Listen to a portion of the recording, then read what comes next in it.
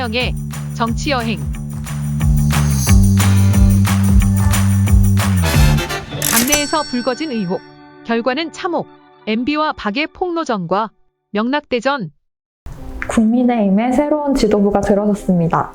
당 지도부가 친윤 일색이란 평가를 받고 있는 가운데 김기현 대표는 전당대회 경쟁자였던 안철수 의원과 황교안 전 미래통합당 대표와 회동을 가졌습니다. 김 대표와의 만남에서 안 의원은 당의 화합을 위해 헌신하겠다고 밝혔습니다.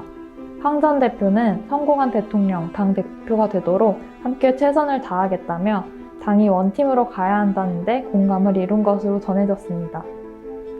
김 대표가 전당대회에서 절반을 넘긴 52.93%의 득표율로 당선되며 전대 기간 동안 분출된 후보 간의 갈등은 우선 표면적으로는 봉합된 모양새입니다.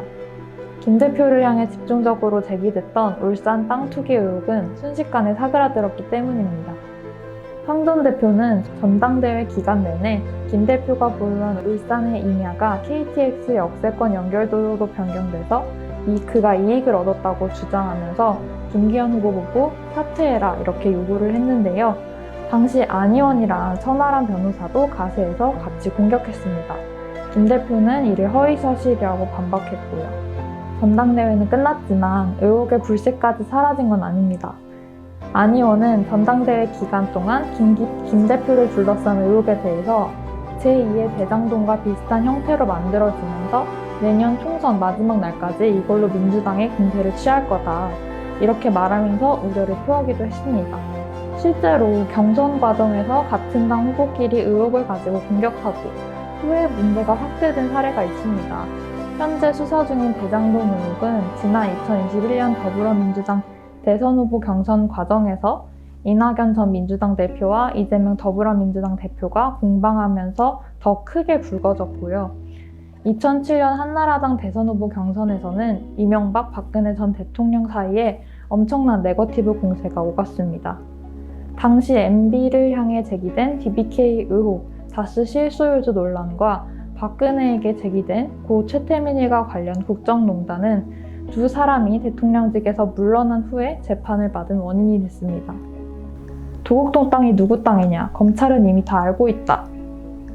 BBK가 어떻다고요? 새빨간 거짓말입니다. 이 말들은 모두 2007년 한나라당 대선 후보 경선 과정에서 두 사람이 경쟁하면서 나왔습니다. 대선 후보 토론회에서 국민검증위원회 위원이 박근혜를 향해서 고 최태민 씨와 그의 딸 최서원 씨가 후보와의 친분을 앞세워서 유경재단 운영에 관여하고 각종 전횡을 일삼았다는 말이 있다. 이렇게 의혹을 제기하기도 했습니다. 참여정부 임기 말에 부동산 정책 실책 등으로 레임덕을 맞았는데 이때 여당에 대한 국민 지지도가 떨어지면서 한나라당 안에서는 경선만 승리하면 대통령이 된다. 이런 분위기가 조성됐습니다. 후보자들 간 경쟁도 당연히 치열할 수밖에 없었습니다. 유력 후보였던 이명박과 박근혜는 역대급 네거티브 공방을 펼쳤습니다.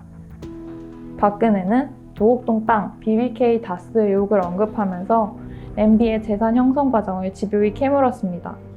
두 사람은 차례로 17대, 18대 대통령이 당선됐는데 문재인 정부가 들어서고 나서 두 사람은 각각 그 경선 과정에서 불거졌었던 다스 자금횡령 뇌물수수 혐의나 국정농단 사건으로 징역을 선고받게 됩니다.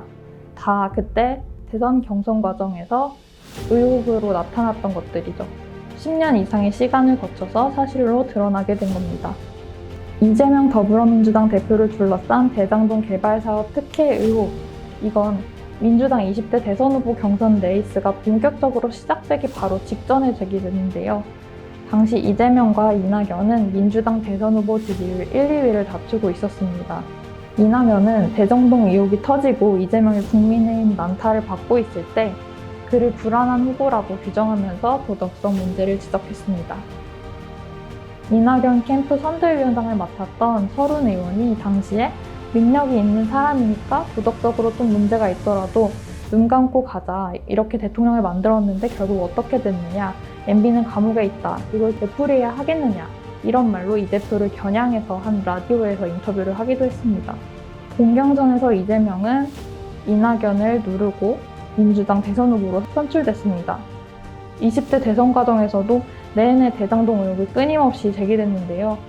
결과적으로 이재명은 대선에서 0.73% 차이로 패배합니다.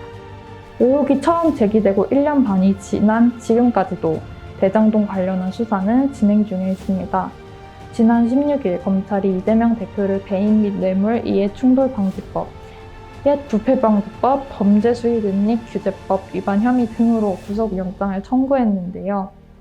지난달 27일 국회 본회의에 올라온 이재명 의원 체포동의안 표결 결과 이 체포동의안이 부결된 바 있습니다. 지난 9일에는 이 대표가 경기지사를 맡을 시절에 초대 비서실장을 지냈던 전모 씨가 극단적 선택을 한 사실이 언론에 알려지면서 여권 공세도 거세졌는데요. 비명계 등 일각에서는 이 대표의 퇴진론도 거론되는 상황입니다.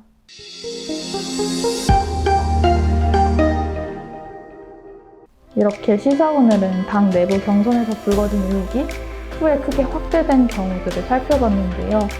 십수년이 흘러 법정에서 자신을 둘러싼 그런 의혹들을 해명해야 했던 사례가 이미 전에도 존재하는 만큼 현재도 의혹 차원에서만 다뤄지는 사건들이 후에 어떤 식으로 전개될지는 미지수입니다.